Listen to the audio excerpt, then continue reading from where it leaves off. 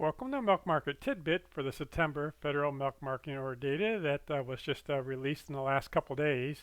And I'd have to say, with the government shutdown, I'm glad that we're at least getting this data, but a lot of the other data in the dairy industry is missing, and it's going to give us kind of a cloudy picture of what's going on with the industry. So we have to dig into this maybe just a little bit more.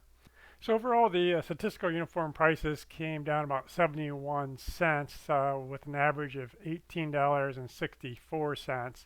Now, Class 4 came into the market and Class 3 went out of the pool.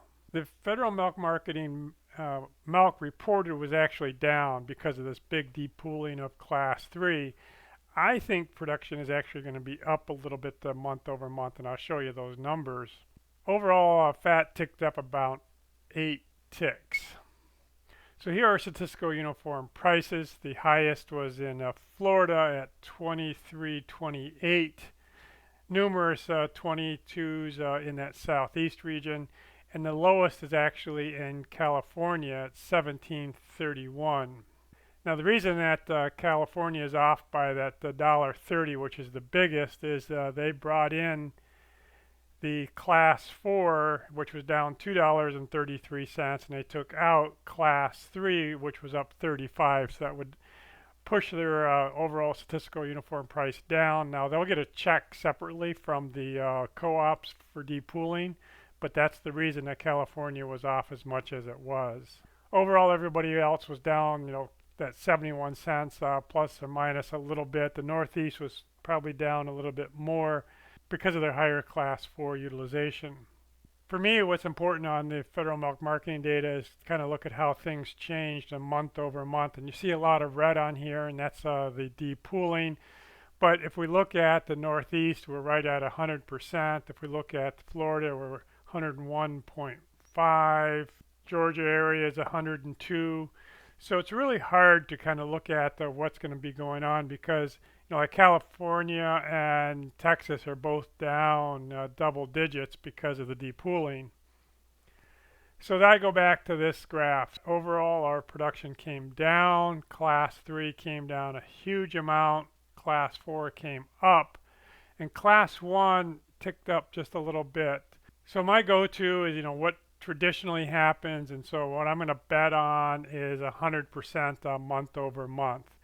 Now, if we print that, then we're going to have 18.9 billion pounds of milk, and that's a 3.5% year-over-year increase. Now, if you remember last month, I also said about 100%, and we ended up at 99, so I was actually off by more than that 0.5%. I was just a little greedy on thinking I knew what was going on there. So again, very heavy Class 3 depooling.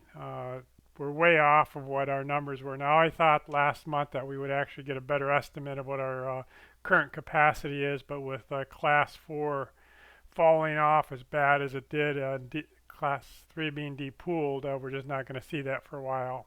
Class 1 utilization was up quite a bit, about 4 ticks, and we hear Class 1 demand is relatively strong. And again, the highest Class 1 utilization is going to be down here in the southeast. This is kind of just a picture of what happened to Class 3. So our highest utilization is going to be Minnesota, Wisconsin, but both Texas and California dropped by, let's say 60 ticks.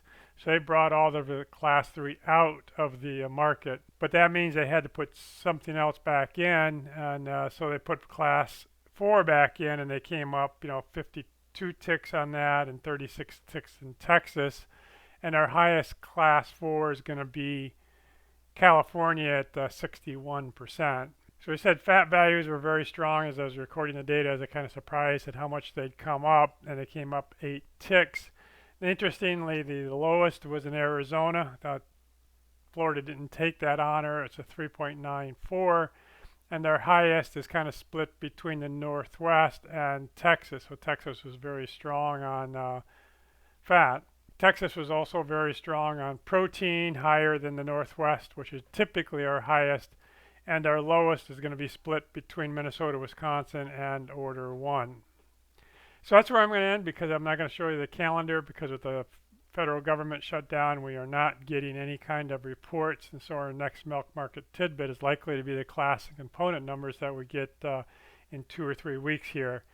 But we're just flying blind without the reports that we normally get.